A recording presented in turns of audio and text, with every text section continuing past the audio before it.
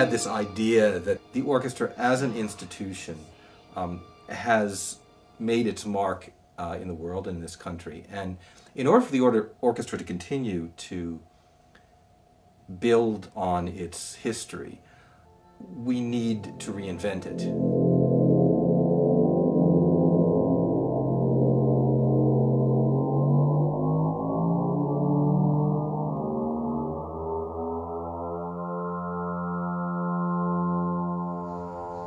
Normally, when you get a commission for an orchestra, they tell you how long the piece is, how many instruments you have to use, what kind of style they might want. And the orchestra says it has to be readable so that we can basically fit it in between rehearsals of the concerto and the big symphony we're doing.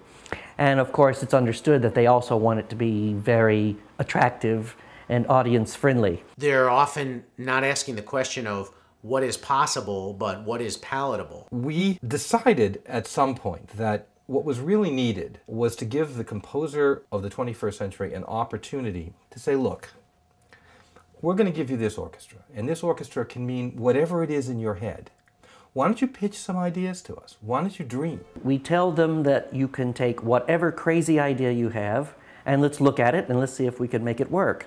And the reason we're able to do this is because for over the whole year, we program these sessions, not rehearsals, but lab sessions, where the composers can come and experiment, and we see what works and how we can improve it, or if something is not working out, they go back to the drawing board.